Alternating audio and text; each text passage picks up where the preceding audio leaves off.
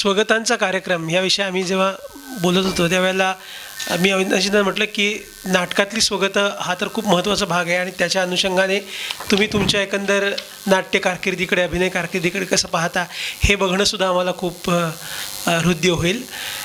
पण त्याखेरीज काही अन्य साहित्यसुद्धा तुम्ही वाचून दाखवावं.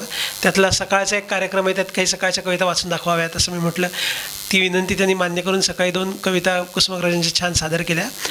आणि त्या स्वगतांच्या कार्यक्रमाच्या विषयी बोलत असताना त्यांनी त्यांच्या काही आवडत्या आणि लोकांना माहीत नसलेल्या कवींचा जिक्र केला. तसंच तुम्हा सर्वांचे आणि अविनाशजी आणि राजू राजूचे सुद्धा मित्र, समीराचे सुद्धा खूप, समीराचं सुद्धा मित्र का शाळेतला मित्र हो. आणि आजच्या कार्यक्रमामध्ये एक श्रोता म्हणून नक्की जे सहभागी होणार होते नवीन काळे, स्वयंचे नवीन काळे, त्यांच्या काही लेखांचा उल्लेख आला आणि अविनाशजी म्हणाले की त्या लेखातला मेसेज इतका छान आहे की मला तो वाचिक अभिनयाने लोकांपर्यंत पोचवायला आवडेल. तर प्रामुख्याने नवीनचे 2 लेख, एक समीरा वाचतील आणि दुसरा लेख अविनाशजी वाचतील. त्या लेखांचं वाचन, त्याचप्रमाणे अविनाशजींना ज्या काही कविता काही लोकांच्या आवडलेल्या आहेत त्याचं वाचन. आणि समीरा, मला वाटतं तुझ्या इकडे काही कविता तुझ्या आवडीच्या खास असतील आत्ता आणलेल्या ना जवळ, त्याचं वाचन, असा अभिवाचनाचा एक कार्यक्रम आपण करूया. प्रथम अविनाशजी तुम्ही वाचणार लेख नवीनचा. खरं म्हटलं तर अविनाशजींचा आणि राजेंद्र जोशींचा आणि म्हणून ह्या कार्यक्रमाचा ऋणानुबंध जो जमला तो नवीनमुळेच, कारण स्वयंच्याच व्यासपीठावरती ह्या सगळ्यांची भेट झाली होती नाही का. हो हो, तिकडेच त्या कार्यक्रमामध्ये एक ते तक्षक यांनी सांगितलं सगळ्यांनी काहीतरी कर ना तू पण, म्हणून मी माझं एक स्वागत केलं होतं. त्यावेळेला जोशी काका म्हणाले की अरे असा एक आपण कार्यक्रम करूया. मग ते सगळं डोक्यात सुरू झालं आणि मग तो साकार झाला केशवदादा आणि यांच्या मदतीमुळे, जोशी काकांच्या संकल्पनेमुळे. खरं तर त्या दोघांनी ठरवलं की असं काहीतरी एक 1.5 तासाचा कार्यक्रम करता येईल असं काहीतरी करूया आणि मग ते झालंच.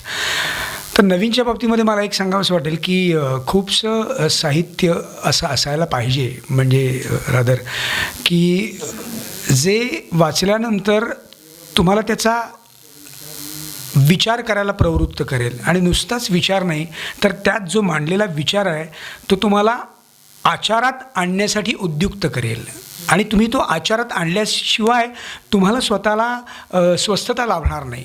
अस्वस्थ करत राहील की नाही हा एलिमेंट माझ्यात नाही आहे, हा एलिमेंट माझ्यात कमी आहे, हे माझ्याकडे लवकरात लवकर यायला पाहिजे, हे मला आत्मसात करता आलं पाहिजे, असं त्याचं लिखाण असतं. आणि इतक्या सोप्या पद्धतीने, सोप्या भाषेत आणि सोप्या उदाहरणासहित तो आणि प्रॅक्टिकल उदाहरणासहित, म्हणजे ते असंही नसतं की कल्पनेतलं काही आहे. तुम्हाला देखील जाणवेल की अरे हो खरंच आहे, आपल्या अवतीभोवती पण ही अशी माणसं, ही इतका चांगुलपणा आपल्या अवतीभोवती असतो, मग आपल्यात हा खवचटपणा आणि थोडासा असा तिरकसपणा कुठून येतो आणि का येतो. तर आणि आपण अस्वस्थ होतो, तर ती अस्वस्थता निर्माण करण्याची आणि तुम्हाला विचार प्रवृत्त करण्याची ताकद नवीनच्या या साध्यासुध्या लिखाणामध्ये आहे. तर मला असं वाटलं की या निमित्ताने नवीन आज नाही आहे तर त्याची आठवण पण एक येईल. आणि त्यानिमित्ताने स्वयं ही संस्था ज्या पद्धतीचं एक खूप मोठं काम करते आहे त्या कामाची आठवण देखील आपल्याला त्या निमित्ताने होईल. आणि स्वयंशी आपण सगळेच विचारांनी आणि आचारांनी जोडले जाऊ.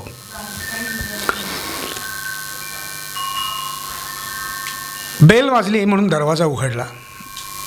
दारात शिवराम आमच्या सोसायटीतल्या लोकांच्या गाड्या बाईक्स धुवायचं काम करतो. साहेब नमस्कार, जरा काय म्हणतो थोडंसं. काय रे, काय पगार वगैरे द्यायचा राहिला आहे का माझ्याकडून? अरे नाही साहेब, तो तर कवाच भेटलाय. पेढे द्यायचे होते हो, पोरगा 10वी पास झालं माझा. अरे वा वा वा वा, या शिवराम, अरे आत या. आमच्या दाराचा उंबरडा शिवराम प्रथमच ओलांडत होता. मी शिवरामला बसायला सांगितलं, तो आधी नको म्हणाला. आग्रह केला तेव्हा बसला. मी त्याच्यासमोर बसताच त्याने माझ्या हातात पेढ्यांची पुडी ठेवली. साहेब हे घ्या ना. अरे वा, किती मार्क्स मिळाले तुझ्या मुलाला? 62% साहेब. 62%. अरे वा, त्याला बरं वाटावं म्हणून मी म्हटलं. हल्ली 80-90% ऐकायची इतकी सवय झाली आहे ना की तेवढे मार्क न मिळालेला माणूस नापास झाल्यासारखाच वाटतो. पण शिवराम खुश दिसत होता. साहेब मी ना लय खुश आहे साहेब, लय खुश आहे. अहो माझ्या अख्ख्या खानदानात इतका शिकलेला पहिला माणूस म्हणजे माझा पोरगा आहे, तुम्हाला सांगतो. अच्छा, म्हणून हे पेढे वगैरे. हां, शिवरामला माझं बोलणं कदाचित आवडलं नसावं. तो हलकेच हसला आणि म्हणाला, साहेब एक सांगू काय तुम्हाला, 1 पण वर्ष नापास न होता दरवर्षी त्याचे 2-2, 3-3% वाढले साहेब. यात खुशी नाही काय मला सांगा. साहेब तुम्हाला सांगतो, माझा पोरगा आहे म्हणून नाही बोलत मी, पण तो ना साहेब लय खराब कंडिशनमध्ये अभ्यास करायचा हो. तुमचं काय ते शांत वातावरण ना, ते आमच्यासाठी सगळी चैन आहे हो साहेब, आमच्यासाठी चैन आहे ही सगळी. तो साधा पास झाला असताना तुम्हाला सांगतो तरी मी पेढे वाढले असते. मी गप्प बसल्याचं पाहून शिवराम म्हणाला, साहेब सॉरी म्हणजे काय चुकीचं बोललो असेल तर. नाही काय, तुम्हाला एक सांगतो साहेब, माझ्या बापाची ना शिकवण होती. तो म्हणायचा, आनंद एकट्याने खाऊ नको बाबा, सगळ्यांना वाट. हे नुसते पेढे नाही आहेत साहेब, हा माझा आनंद आहे. घ्या घ्या साहेब, घ्या घ्या. मला भरून आलं एकदम. मी लगेच आतल्या खोलीत गेलो, एका नक्षीदार पाकिटात बक्षिसाची रक्कम भरली आणि आतून मोठ्यांदा विचारलं, ए शिवराम, अरे मुलाचं नाव काय रे तुझ्या? विशाल साहेब. बाहेरून आवाज आला. मी पाकिटावर लिहिलं, प्रिय विशाल, हार्दिक अभिनंदन, नेहमी आनंदात राहा, तुझ्या बाबांसारखा. बाहेर आलो. शिवराम काय हे घ्या. अरे साहेब हे काय, हे कशाला साहेब? अरे तुम्ही माझ्याशी 2 मिनटं बोललात ना साहेब, मला माफ झालं साहेब, लय आनंद झाला मला. अरे घे हे विशालसाठी आहे. हे बघ, त्याला त्याच्या आवडीची पुस्तके घेऊ देत यातनं. दे त्याला आणि घे. शिवराम काहीच न बोलता पाकिटाकडे एकटक बघत राहिला. काय रे, काही चहा वगैरे घेणार का? नाही नको साहेब, आता आणखी लाजवू नका हो म्हणा. फक्त मला एक सांगा, या पाकिटावर काय लिहिलं आहे ते जरा सांगाल काय? ना मला वाचता येत नाही ना म्हणून. एक काम कर, घरी जा आणि पाकिट विशालकडे द्या, तो वाचून दाखवेल तुम्हाला. मी हसत म्हटलं. माझे आभार म्हणत शिवराम निघून गेला खरा, पण त्याचा आनंदी चेहरा डोळ्यासमोरून जात नव्हता. खूप दिवसांनी एका आनंदी आणि समाधानी माणसाला भेटलो होतो. हल्ली अशी माणसं दुर्मिळ झाली आहेत नाही. कोणाशी जरा बोलायला जा, तक्रारीचा पाडा सुरू झालाच म्हणून समजा. 90-95% मिळूनसुद्धा लांब चेहरे करून बसलेले मुलांचे पालक आठवले. आपल्या मुलाला किंवा मुलीला हव्या त्या कॉलेजात प्रवेश मिळेपर्यंत त्यांनी आपला आनंद लांबणीवर टाकला आहे म्हणे. नाही, आपण त्यांना हसूया नको, कारण आपण सगळेच असे झालो आहे, आनंद लांबणीवर टाकणारे. माझ्याकडे वेळ नाही, माझ्याकडे पैसे नाहीत, स्पर्धेत टिकाव कसा लागेल, अरे आज पाऊस पडतोय, माझा मूड नाही यार. आनंद लांबणीवर टाकण्याच्या सगळ्या सबबी आहेत आपल्याकडे, हे आधी मान्य करूया आपण. काही गोष्टी करून आपल्यालाच आनंद मिळणार आहे, पण आपणच तो आनंद घ्यायचा टाळतोय. का टाळतोय? मला सांगा, मोगऱ्याच्या फुलाचा गंध घ्यायला कितीसा वेळ लागतो? सूर्योदय सूर्यास्त पाहायला किती पैसे पडतात? अंघोळ करताना गाणं म्हणताय, कोण मारायला येणार आहे तुमच्याशी स्पर्धा करायला? पाऊस पडतोय, अरे मग सोपं आहे, जा ना, भिजायला जा, चिंब भिजा. अगदी काहीही न करता गादीत लोळत राहायला तुम्हाला मूड लागतो. Come on. काय आहे, माणूस जन्म घेतो त्यावेळी त्याच्या हाताच्या 2 मुठी बंद असतात. खरं तर परमेश्वराने एका मुठीत आनंद आणि एका मुठीत समाधान कोंबून पाठवलेलं असतं. जगता जगता हे दोन्ही कुठे सांडत जातात आपल्याला कळतच नाही. आता आनंदी होण्यासाठी कोणावर तरी कशावर तरी अवलंबून राहावं लागतं. कोणाच्या येण्यावर, कोणाच्या जाण्यावर, कोणाच्या असण्यावर, कोणाच्या नसण्यावर, काहीतरी मिळाल्यावर, कोणीतरी गमावल्यावर, कोणाच्या बोलण्यावर, कोणाच्या न बोलण्यावर अवलंबून राहावं लागतं. खरं तर आत आत आनंदाचा न आटणारा झरा वाहतोय. कधी त्यात उडी मारावी आणि मस्त डुंबावं इतकं असून आपण सगळे त्या झऱ्याच्या काठावर उभे आहोत, पाण्याच्या टँकरची वाट बघत. जोवर हे वाट बघणं आहे ना, तोवर ही तहान भागणं अशक्य. इतरांची तुलना करत आणखी पैसे, आणखी कपडे, आणखी मोठं घर, आणखी वरची पोझिशन, आणखी टक्के, या आणखीच्या मागे धावता धावता त्या आनंदाच्या झऱ्यापासून किती लांब आलो होतो आपण. हां, जावेद अख्तर साहेबांची खूप छान एक शेर आहे. सबका खुशी से फासला बस एक कदम है, सबका खुशी से फासला एक कदम है, हर घर में बस एक ही कमरा कम है. शिवराम भेटला नसता तर माझं आणि माझ्या आनंदामधलं हे एका पावलाचं अंतर कदाचित भरून निघालं नसतं. Thank you so much Shivram.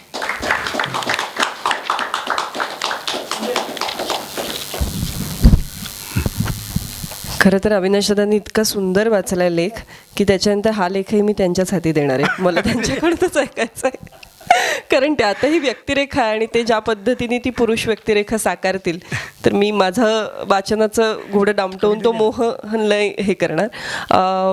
पण मला नवीन विषयी थोडंसं बोलायला आवडेल, मित्र म्हणूनही. आणि नवीन मित्र आहेच, पण त्याचबरोबर मला वाटतं नवीन ही व्यक्ती नसून एक वृत्ती आहे. मग त्याच्या सुदैवाने त्याचं नाव खूप छान ठेवलं गेलंय नवीन. नित्य नूतनच काहीतरी घडत राहतं, पण ते असं आपोआप घडत नसतं, ते आपण घडवायला लागतं. आणि ते घडवण्याचं धाडस म्हणजे नवीन नावाची वृत्ती आहे. आता तुमच्यापैकी किती जण नवीनला पर्सनली ओळखतात मला माहीत नाही. माझी नवीनची ओळख झाली ती नवीन काहीतरी नवीन हे त्याचं जे पुस्तक आहे, अतिशय सुंदर पुस्तक. आणि मी त्या दरम्यान कुठल्या तरी एका दैनिकासाठी लेख लिहित होते, लेखमाला लिहित होते. मला हा लेखक आपल्या अवतीभोवतीचा आहे, ओळखीचा आहे वगैरे काहीही माहिती नाही. मी पुस्तक वाचलं आणि पुस्तकावरती भारावून जाऊन या आठवड्यात काय लिहायचं म्हणून लेख लिहिला.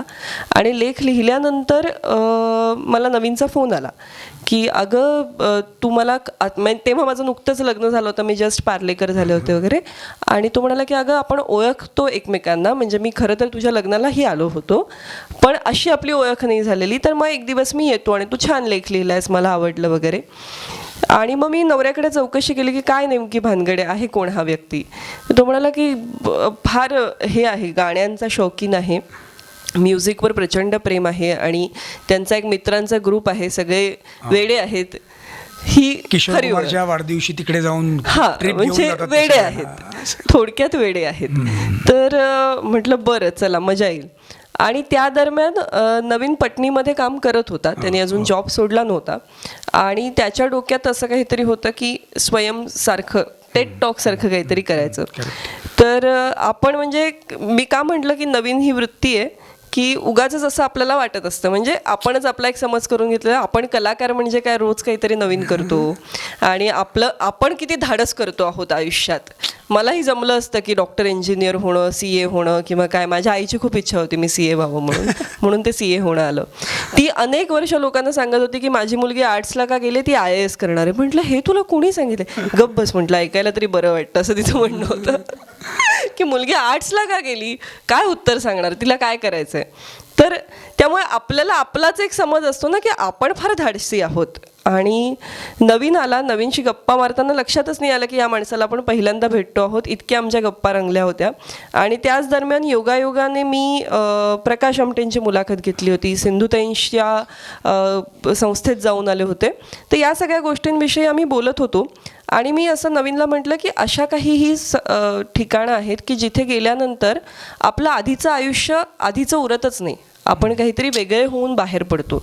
म्हणजे आधुनिक काळात जर कुठली तीर्थक्षेत्र असतील, सत्संग करण्याची ठिकाणं असतील तर ही आहेत ती. आणि नवीन म्हणाला एक्झॅक्टली ह्याच विचाराने मला सोशल टुरिझम वरती काम करायचं आहे आणि मी असं करतो आहे. तर आता ना मला असं करायचं आहे, माझ्या डोक्यात असे प्लॅन्स आहेत, अशी म्हणणारी माणसं इतकी भेटतात दिवसभरामध्ये की आपण त्यांना काही फार सिरियसली घेत नाही. आणि त्यात नवीनने एक वेगळाच मुद्दा काढला आणि हे सगळं आमच्या पहिल्याच भेटीत सुरू होतं की टेड टॉक्स ऐकलेस का तू. तर मी हा शब्दही पहिल्यांदा ऐकला होता, त्यामुळे मी म्हटलं नाही बरं काय असतं. तर नवीनचं असं झालं की तुला टेड टॉक्स माहिती नाहीत, मी सांगतो तुला. आणि मग त्यांनी मला सगळं एक्सप्लेन केलं की कशी लोक भाषणं करतात आणि त्या गिवन टाइम स्पॅन. आणि मला असं वाटलं की काय आपल्याकडे भाषणं लोक करतात की, म्हणजे ह्यात काय एवढं असं फॅसिनेट होण्यासारखं काय आहे खरं तर.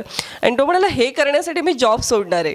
मग तर म्हणजे मला त्याच्या डोळ्यात वेडाची झाक अशी दिसायलाच लागली की बाबा ह्या माणसाचं काही खरं नाही. आणि आता जणू काही म्हणजे एका बाजूला आपल्याला असं वाटतं की आपण आयुष्यात किती धाडसी निर्णय घेतले आणि हे, पण आता ही आपली नैतिक जबाबदारी आहे की याचं वेळ उतरलं पाहिजे.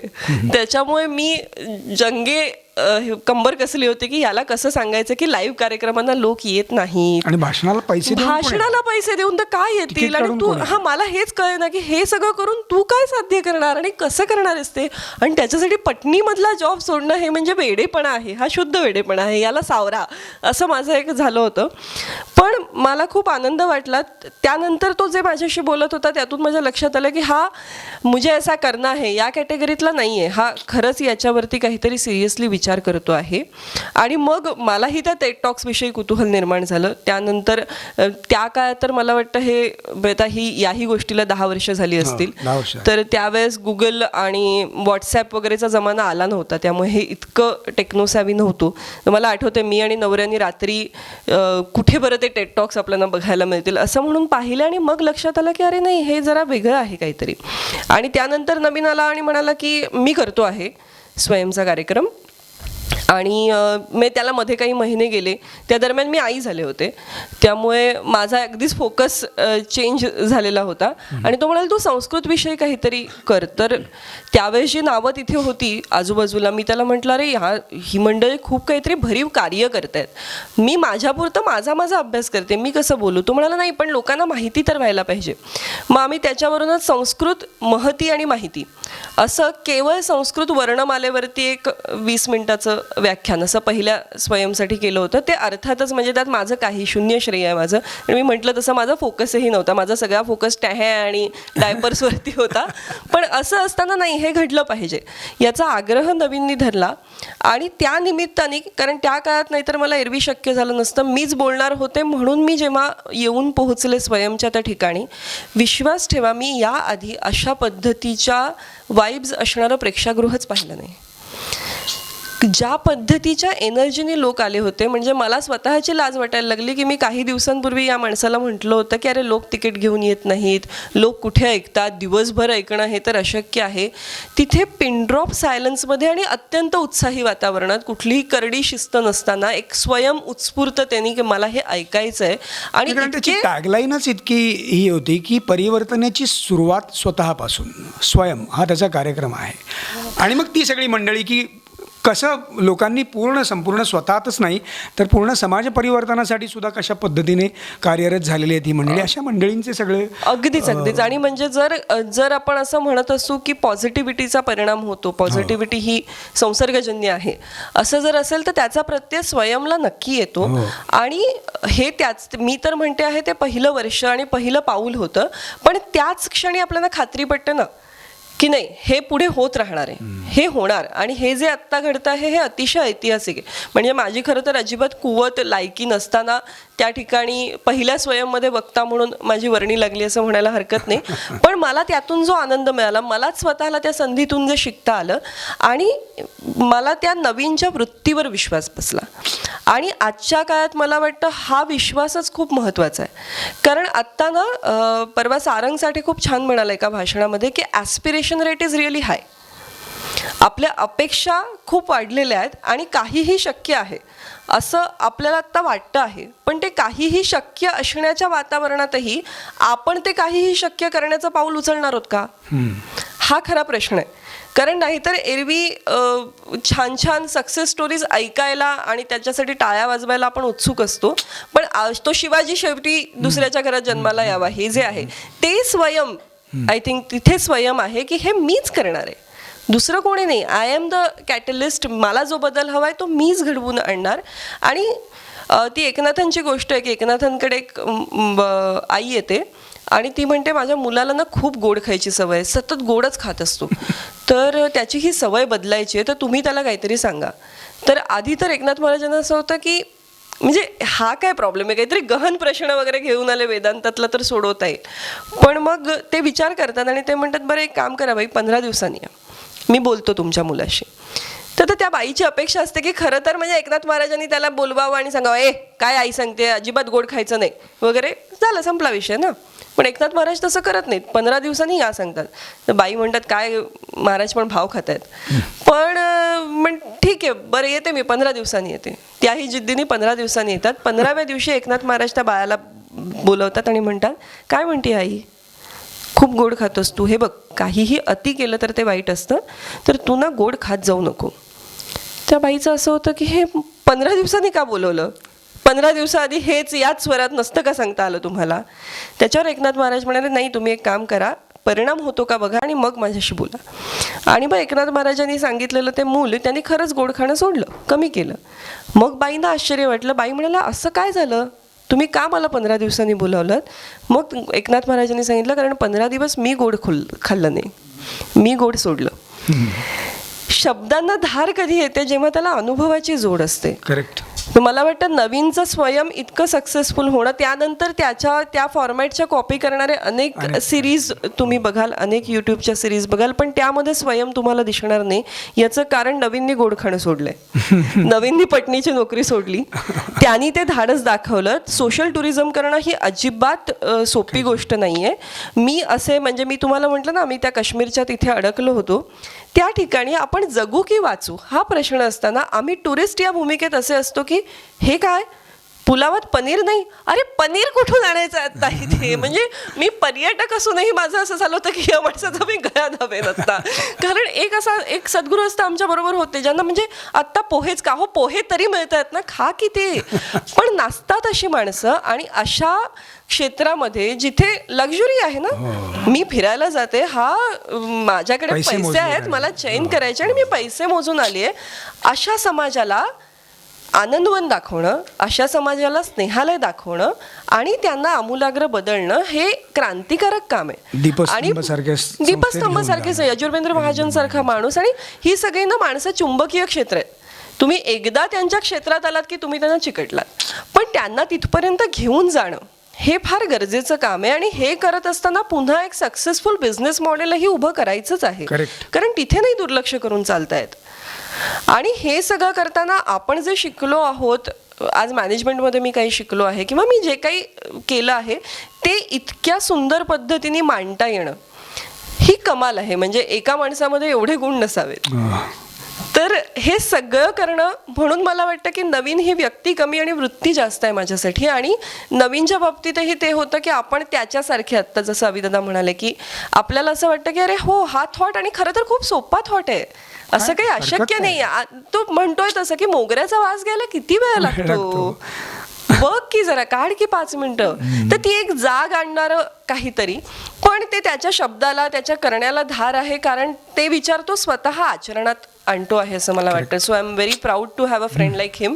आणि आज नवीन असता तर आणखीन मजा आली असती मला हे सगळं त्याला, कारण आपण पाठीमागे खूपदा बोलतो, पाठीमागे चांगलं बोलणं हे खूप कमी वेळा करतो. त्याला सुद्धा मित्र जोडायला खूप आवडतं. समोरनं तू खूप छान रिसीव्ह करतो तुम्हाला, आणि तुम्ही इतके प्रेमात, असं नुसत्या त्याच्या प्रेमात पडत नाही, तो प्रेमात पडावा म्हणून तो तुमच्याशी वागत नसतो बेसिकली, पण तो नंतर तुम्ही त्याचं सगळं काम ज्या वेळेला बघता आणि तेवढा अरे मला ह्याची परत भेट व्हायलाच पाहिजे कोणत्याही परिस्थितीत, आणि तुम्ही त्याच्यासाठी उत्सुक असता की परत नवीन मला कधी भेटतोय, आणि नवीन दरवेळेस नवीन अनुभव. कारण हे ना खूप अजिबातच सोपं नाहीये. अख्ख्या महाराष्ट्रामध्ये त्या बाबतीत जोशी काकांचं हे कौतुक आहे की पारितोषिकं देताना योग्य माणसं निवडणं, त्यांचं काम जवळून जाऊन पाहणं, आणि अलीकडे तर स्वयंसेवी संस्था हा एक चकवा असू शकतो, अशा चकव्यातून खरे लोक शोधून काढणं आणि ते मृगजळ नाही हे तपासून पाहणं आणि लोकांपर्यंत ते तळमळीने पोहोचवणं, हे खूप अवघड काम आहे. आणि तेही मंडळी करतात. Hats off to them. अजिबात बोलून माईक हातात घेतल्याचा ताबा माईकचा मिळाल्याचा, आणि हा प्लॅटफॉर्म त्याचा नाहीये, त्याच्यामुळे आम्ही बोलू शकतो. हो अगदी नाही अदरवाईज.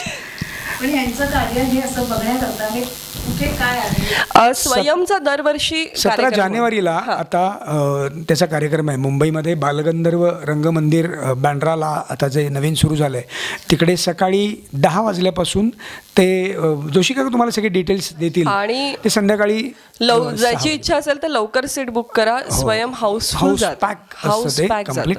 आणि आता ह्या वेळेला मला वाटतं 8 काहीतरी वक्ते आहेत, 2 ऑनलाईन आहेत, 6 वक्ते तिकडे हे होणार आहेत आणि 2 ऑनलाईन तुमच्याशी बोलणार आहेत.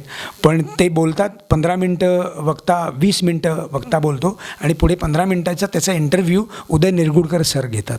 म्हणजे ते त्यांच्याशी बोलतात आणि मग त्यांना सगळं व्यक्त. बरं, ह्याच्यासाठी तो जो काम करणारा माणूस असतो, तो काम करणारा माणूस त्याने कधी असं माईकवर येऊन स्वतःचं कथन करू शकत नाही. सगळ्यांनाच ती बोलण्याची सवय नसते. त्याच्या अगोदर 6 महिने हा माणूस त्या व्यक्तीकडे त्याचं कामाचा हे आढावा घेण्यासाठी तर गेलेलाच असतो. तर त्यावेळेला ते कसं बोलतील, त्यांनी कसं लोकांची 20 मिनटं लोकांना होल्ड करणारं वक्तव्य आणि वक्तृत्व करावं ह्याच्यासाठी त्यांचे रिहर्सल्स घेतात ते. आणि त्यांना नाही हे नको, हा मुद्दा काढा, हा मुद्दा खूप छान बोलाल बघा तुम्ही, हे बोलून बघा.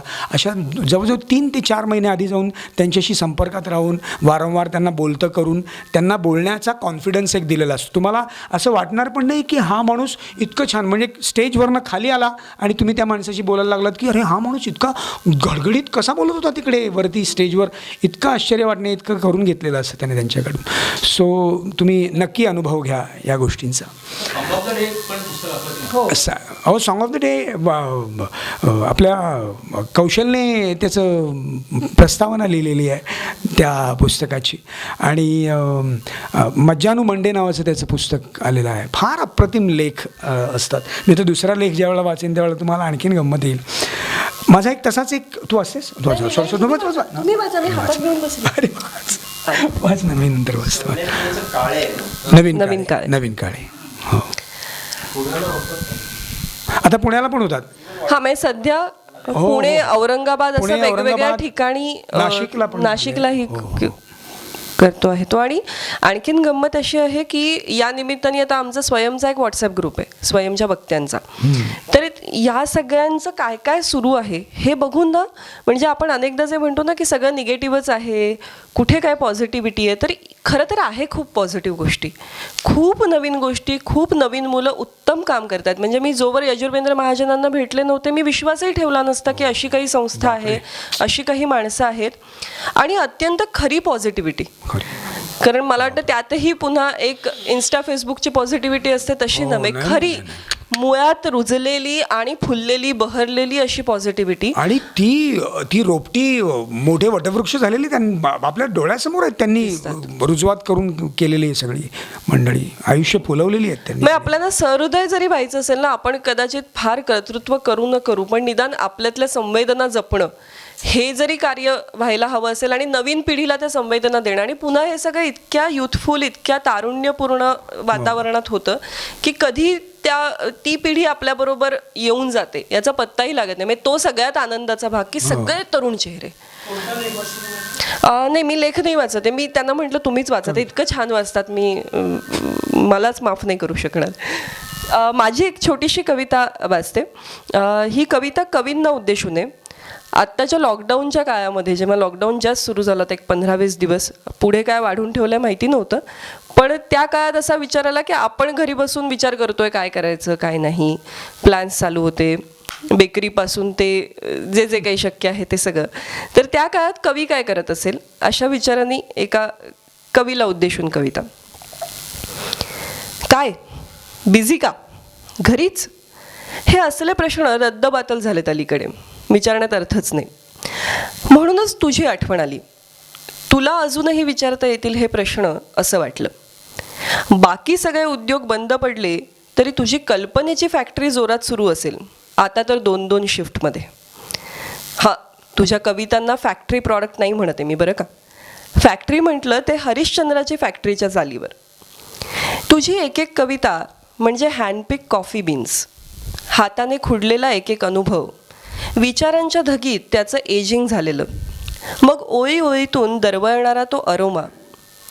आम्हाला घरी राहायचा कंटाळा येतो, पण तुला घरीच का असं विचारण्यातही अर्थ नाही, कारण हा दिसला इथे तरी असतो कुठे असं तुझी बायकोच म्हणते. चिडून तू म्हणशीलच, कवी असलो तरी मलाही पोट आहे आणि किराणा मीही भरतो, खयाली पुलाव खात नाहीत माझी बायका पोरं. मान्य रे, तरी हेवा वाटतो तुझा. त्या 4 भिंतींमध्ये खिडकी लगतच्या एका काटकोनात अख्खं जग आहे तुला. मनोहर विभांडिक नावाचे माझे नाशिकचे एक मित्र आहेत, कवी आहेत खूप छान. त्यांना पण कुसुमाग्रज आणि गुलजार साहेब म्हणजे त्यांचा आशीर्वाद आणि शाबासकीची थाप त्यांच्या पाठीवर पडली आहे, त्यांच्या कविता ऐकून आणि वगैरे. त्यांच्या कवितेतसुद्धा हा जो आपण म्हणतो ना की एक उपजत, तुम्ही जसं कुसुमाग्रजांच्या कवितेमध्ये तुम्ही म्हणत होतात, तो एक स्थायी भाव असतो कुठला तरी, आणि ते अवतीभोवतीचं सगळं ते असं संपूर्ण त्याच्यामध्ये झिरपलेलं असतं अगदी खोलवर. तर त्याच्या कविता आहेत बेसिकली. त्याचा हा जरीचा कपडा टोचेल तुला कवितेचं नाव आहे. आणि किती रिलेट करणाऱ्या गोष्टी आहेत बघा. सगळ्यांना तुमचं बालपण प्रत्येकाला मागे घेऊन जाईल डेफिनेटली. दिवाळीची चाहूल लागायची जेव्हा आई वडिलांजवळ आमच्या कपड्यांविषयी बोलायची. दिवाळीची चाहूल लागायची जेव्हा आई वडिलांजवळ आमच्या कपड्यांविषयी बोलायची. म्हणायची, फाटत आले कपडे मुलांचे, गेल्या वेळेस कुठं जमलं अख्खा ड्रेस घ्यायला, शर्टच घेतला होता, पॅन्ट वापरली जुनीच त्यानं, मोठीला तर साडीच घ्यावी म्हणते, बरे दिसत नाही तिला आता अपरे कपडे, धाकटीला फ्रॉक पाहिजे गुलाबी रंगाचा, पण जाऊ द्या घेऊ तिला शाळेचाच स्कर्ट ब्लाऊज, राहू देत. पुढे म्हणायची औंढा गिळून वडिलांच्या डोळ्यात बघत खोलवर, तुम्ही घ्या यंदा काहीतरी, कितीतरी वर्षात नवा कपडा पाहिला नाही तुमच्या अंगावर. वडील हसत म्हणत, अगं बघू बघू, पोरांचं झालं म्हणजे बघू. आज उद्या करत करत वडील घेऊन जात आम्हाला बाजारात आणि सांगत दुकानदाराला, दाखवा ओ दाखवा कपडे मुलांना. मग लाल निळे हिरवे पिवळे जरतारी कलाबुतवाले रंगीत धाग्यांनी भरलेले सुंदर चित्रांनी नटलेले रेशमी झुळझुळीत तलम चकचकीत असे कपडेच कपडे येऊन पडायचे समोर.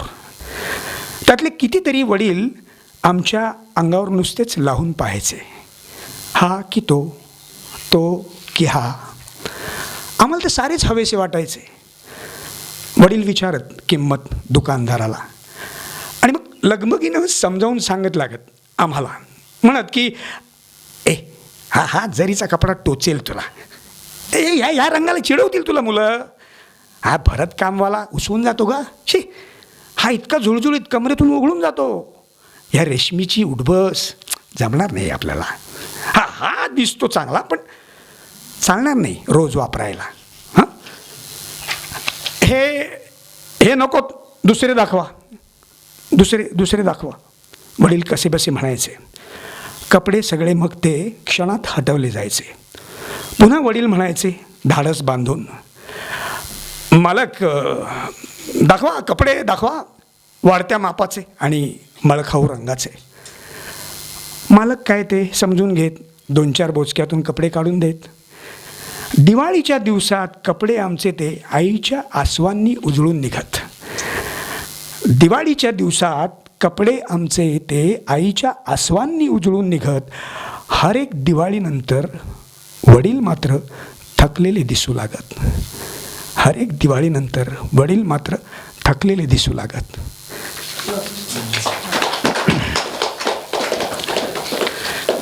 त्याचीच एक दुसरी आणखीन एक कविता आहे. कवितेचं नाव आहे गल्ला. फार इंटरेस्टिंग कविता आहे. 4-8 आण्यानंच नव्हे तर 10-20 पैशालाही ओळखत होते लोक तेव्हाची ही गोष्ट. 4-8 आण्यानंच नव्हे तर 10-20 पैशालाही ओळखत होते लोक तेव्हाची ही गोष्ट. कलिकेच्या जत्रेत घेतलेल्या मातीच्या लाल चुटूक गल्ल्यात टाकण्यासाठी आम्ही मागून घ्यायचो हट्ट करून वडिलांकडून 10-20 पैसे, आणि शेजारच्या मावशीचं दळण आणून दिलं गिरणीतून म्हणजे त्याही हमखास देत 5 पैसे. रक्षाबंधनाला रुपया मिळायचा बहिणींना, तोही गल्ल्यात पडायचा. रक्षाबंधनाला रुपया मिळायचा बहिणींना, तोही गल्ल्यात पडायचा.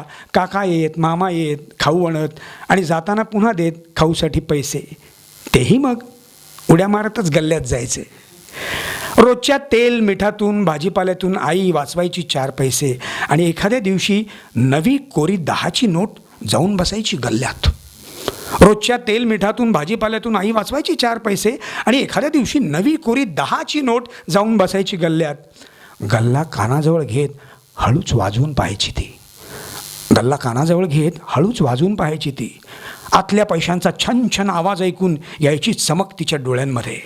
आणि मग जेव्हा ती हा गल्ला आमच्या कानाजवळ वाजवून दाखवायची तेव्हा तो आवाज ऐकून यायची जाग आमच्याही स्वप्नांना. आतल्या पैशांचा छन छन आवाज ऐकून यायची चमक तिच्या डोळ्यांमध्ये. आणि मग जेव्हा ती हा गल्ला आमच्या कानाजवळ वाजवून दाखवायची तेव्हा तो आवाज ऐकून यायची जाग आमच्याही स्वप्नांना. मोठ्या बहिणीला हवा असायचा रेडिओ गाणं ऐकायला आणि धाकटीला भातुकलीचा खेळ. मला हवी असायची सायकल 3 चाकी. आई असायची दंग स्वतःच रमलेली. आई असायची दंग स्वतःच रमलेली. खरे तर तिलाही घ्यायचा असायचा झारा पळी वा एखादा जाडबुडाचं पातेलं दूध तापवण्यासाठी. खरं तर तिलाही घ्यायचा असायचा झारा पळी वा एखादं जाडबुडाचं पातेलं दूध तापवण्यासाठी. हळूहळू जड होत जाई भरत येई गल्ला. हळूहळू जड होत जाई भरत येई गल्ला. तेव्हा आम्ही म्हणायचो येता जाता की फोडू आता. तर आई म्हणायची फोडू दिवाळीला, तेवढीच नवी वस्तू होईल सणावाराला. येता जाता जेव्हा हळूहळू जड होत जाई भरत येई गल्ला तेव्हा आम्ही म्हणायचो येता जाता की फोडू आता. तर आई म्हणायची फोडू दिवाळीला, तेवढीच नवी वस्तू होईल सणावाराला. सडा रांगोळीनं अंगण उजळून निघे. सडा रांगोळीनं अंगण उजळून निघे आणि पणतीच्या प्रकाशात भोवताल न्हावून निघे. तोवर तर गल्ला पिकलेल्या आंब्यासारखा सुंदर दिसू लागे.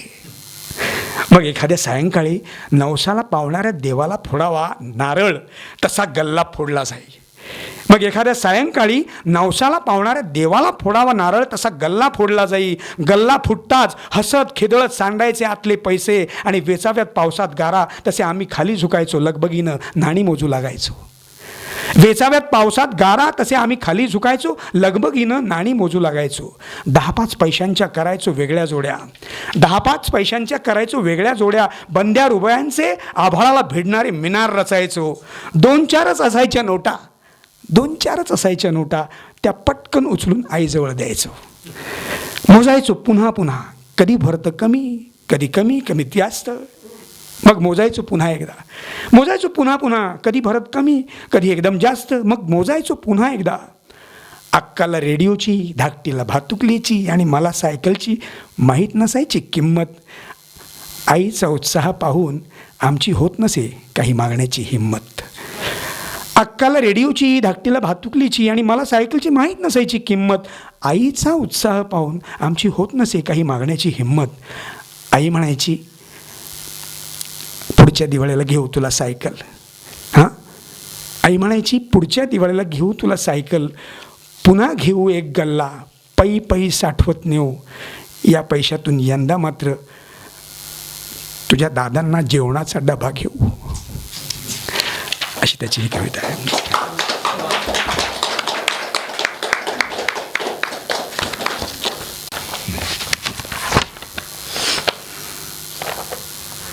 हा पण फार अप्रतिम लेख आहे आणि यातली खूप छान थॉट आहे. मला प्रचंड आवडतो हा थॉट. रामभाऊ आमच्या सोसायटीत राहतात. त्याच्यात कॅरेक्टर आहे रामभाऊ. रामभाऊ आमच्या सोसायटीत राहतात. आमच्या सोसायटीत काही कमी म्हातारी माणसं नाहीत, पण रामभाऊ त्या लोकांमध्ये जास्त रमत नाहीत. बघावं तेव्हा रामभाऊ तरुण पोरांच्या घोळक्यात. त्यातल्या त्यात माझं आणि त्यांचं जरा बरं जमतं. वय वर्ष 72. वयोपरत्वे केसांची सुतारफेणी झालेली, पण मन मात्र पिस्ता बर्फीसारखं हिरवगार. परवा रामभाऊ गेटवर उभे असलेले दिसले. त्यांना लांबून हात केला आणि त्यांच्या जवळ जाऊन उभा राहिलो. काय काय म्हणताय रामभाऊ? रामभाऊंनी मुक्यानेच हात मिळवला, हसले आणि डोळे मिटून घेतले. झालं का फुटबॉल खेळून? आज कोण जिंकलं? रामभाऊनं बोलतं करायचं म्हणून मी काहीतरी विचारलं. रामभाऊ गप्पच. रामभाऊनं काय झालं मला समजे ना. उद्या भेटू. हां रामभाऊ उद्या भेटू असं म्हणत मी तिथून पळ काढला. काल रामभाऊ पुन्हा भेटले ते सोसायटीतल्या शाळकरी मुलांच्या घोळक्यात. पोरांना भोवरा फिरवण्याचे प्रशिक्षण देणं चालू होतं. असा नाही रे फिरवायचा भोवरा. अरे हे बघ, भोवरा घे, घे भोवरा. गुंडाळ, दोरी गुंडाळ, असा फेक, असा मस्त. फिरतो की नाही बघ. मी आल्याचं रामभाऊनं समजलं असावं. मुलांना भोवरा फिरवायचा एक गृहपाठ देऊन रामभाऊ माझ्यासमोर येऊन उभे राहिले. काय आलात का खलदे घाशी करून. चुना आणि तंबाखू मळून मळून तांबूस झालेला हाताचा पंजा टाळीसाठी पुढे करत रामभाऊंनी विचारलं. रामभाऊ, गरिबाच्या जखमेवर मीठ सोडू नका, मी टाळी न देता म्हटलं. रामभाऊ एकटेच मोठ्यांदा हसले. बरं ते जाऊ देत रामभाऊ, काल काय झालेलं तुम्हाला. मी विषयाला थेट हात घालत म्हटलं. अरे हा काल माझा उपवास होता माझा. काहीतरी आठवल्यासारखं करत रामभाऊ म्हणाले. अहो, तुमचा मंगळवारी उपवास असतो हे मला माहिती आहे, पण त्या उपवासाचा आणि तुमच्या न बोलण्याचा काय संबंध आहे. सांगतो. अरे काय आहे, मी दर मंगळवारी बोलण्याचा उपवास करतो. बोलण्याचा. रामभाऊ म्हणाले. काय सांगताय रामभाऊ, आणि अगदीच बोलायची वेळ आली तर. नाही, अरे बोलण्यापासून गत्यंतर नाही, अशी वेळ आली तरच मी बोलतो. म्हणजे तेवढ्यापुरता उपवास सोडता. मी रामभाऊंना पेचात घेत म्हटलं. नाही असं पण नाही. माझ्या उपवासातली ती साबुदाण्याची खिचडी आहे असं मी मानतो. रामभाऊ माझ्याकडे शांतपणे बघत म्हणाले. पण रामभाऊ, मला एक कळत नाही, हे सगळं कशासाठी. अरे तुला ती गणपतीच्या देवळातली गोष्ट सांगितली का मी. थांब सांगतो तुला, ऐक. काय आहे, गेली 60 वर्ष मी दर मंगळवारी उपवास करतोय. हो, मंगळवारी मी गणपतीच्या देवळात गेलो नाही तर उद्याचा बुधवार पाहू शकणार नाही, इतकी नियमितता. हो, 2 महिन्यांपूर्वीची गोष्ट. गणपती समोर मी मांडी घालून बसलो होतो बरं का. अविनाश, ऐक मी काय म्हणतोय ते. गणपती समोर मी मांडी घालून बसलो होतो. गणपतीच्या मूर्तीचं निरीक्षण करत होतो. ऐकतोयस का. त्याला बसा, शांत बसा मुलांनो. तर गणपतीच्या मूर्तीचं असं छानसं निरीक्षण करत होतो. काय विचार आला असेल त्या गणपतीच्या प्रतीकामागे. त्या गणपतीच्या प्रतीकामागे काय विचार असेल असा विचार करत बसलो होतो. आणि अचानक नजरेत भरले गणपतीचे ते सुपा एवढे कान. आता गणपती म्हणजे गणांचा पती, आताच्या भाषेत लीडर. लीडरने बोलण्याहून अधिक ऐकायचं असतं हे सुचवायचं असेल का यामधून. मनात 1000 विचार. मग लक्षात आलं की मनात येणारे विचार मी कुठेतरी ऐकतोय. हो, हे इतकी वर्ष मला सुचलं कसं नाही. मग सकाळी उठून आवाज ऐकत बसायचा मला छंदच जडला. भिंतीवरून tick tick tick tick tick tick ऐकू आली. पाहिलं तर घड्याळाचा आवाज. शेजारच्या घरातून कुकरच्या शिट्टीचा आवाज ऐकू आला. लांबवर कुठंतरी पक्ष्यांचा किलबिलाट ऐकू आला. कोणाच्या तरी घरात गजर झाला. कोणाच्या घरात बादली भरण्याचे पाण्याने बादली भरत होती. एखादा आंघोळ करता करता रफी किशोर झाला होता. तेव्हा लक्षात आलं आपल्या सभोवतालचे आवाज इतके दिवस मी ऐकतच नव्हतो. न चावता गिळत होतो नुसता. तर अशी ही गंमत. टाळी देत रामभाऊ म्हणाले.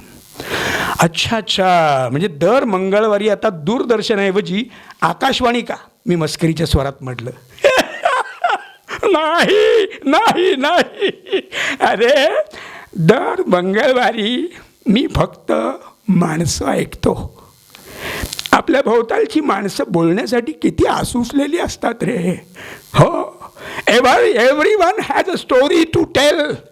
भाजीवाले, रिक्षावाले, पोस्टमन, इस्त्रीवाले, बस कंडक्टर, पोलीस या लोकांची एकदा कधीतरी कामाव्यतिरिक्त बोलून बघ. अरे सोडा वॉटरच्या बाटलीचं झाकण ओपनरने उघडावं तशी माणसं नुसती फसफसून बोलायला लागतील की नाही ते बघ. हो, त्यांच्या रोजच्या समस्या नुसत्या ऐकल्यास ना तरी तू थकशील. पण ते तसेच बोलत राहतील. एक सांगू तुला, अविनाश, एक सांगू, त्यांच्या समस्या तू सोडवणार नाहीस हे त्यांनाही माहीत असतं रे. हो, त्यांची तशी अपेक्षाच नसते. मुळे त्यांची एकच अपेक्षा असते, आम्हाला ऐका. बराच वेळ आम्ही दोघंही काहीच बोललो नाही. शांतता ऐकण्यात हरवून गेलेल्या रामभाऊंच्या पाठीवर हलकेच थोपटून मी घराच्या दिशेने चालू लागलो. न्यूज चॅनल्स, नेते, टी व्हीवरील परीक्षक, धर्मगुरू, ज्योतिषी, तुम्ही, मी, जो तो बोलतोय, मग ऐकतंय कोण? चेकॉवची द ग्रेफ नावाची एक अप्रतिम लघुकथा आहे. या कथेचा नायक एक गरीब टांगेवाला आहे. ज्या दिवशी कथा घडते त्याच्या आदल्या दिवशीच टांगेवाल्याचा तरुण मुलगा मरण पावला आहे. परंतु पोटात लागलेल्या भुकेमुळे टांगेवाल्याला दुःख करत बसायला वेळ नाही आहे. टांगा घेऊन तो कडाक्याच्या थंडीत धंदा करायला बाहेर पडला आहे. त्या दिवशी टांग्यात बसणाऱ्या प्रत्येकाला टांगेवाला त्याच्या मुलाच्या मृत्यूबद्दल काही सांगू पाहतो. पण त्या टांग्यात बसणारे प्रवासी त्याला काही बोलू देतील तर ना. प्रत्येक प्रवासी स्वतःचं वैयक्तिक दुःख पुढे रेटून टांगेवाल्याला काही बोलूच देत नाहीत. कथेच्या शेवटी टांगेवाला जड मानाने आपल्या घरी परतला आहे आणि आपल्या प्रिय मुलाच्या मृत्यूची कहाणी आपल्या घोड्याला सांगत बसला आहे. आजची सद्यस्थिती लक्षात घेता लोकांचे एकमेकांशी असलेले तुटक संबंध पाहता वो दिन दूर नाही की नाक्यांवर माणसांना फक्त ऐकून घेणारी आणि मिनिटांचे पैसे आकारणारी लिसनिंग स्टोअर्स उघडावी लागणार आहेत. आपण ती वेळ आणूया नको. सोडा वॉटरच्या बाटलीप्रमाणे ती फसफस मनात दाबून कितीतरी जण आपल्या आजूबाजूला वावरत आहेत. त्या बाटलीचं झाकण उघडायला आपण त्यांना फक्त मदत करायची आहे, इतकंच. काय, रामभाऊंचं आता वय झालं आहे. त्यांच्यावरचा ताण आपण जमेल तसा कमी करूया. माझं एवढं तरी ऐकाल ना? धन्यवाद.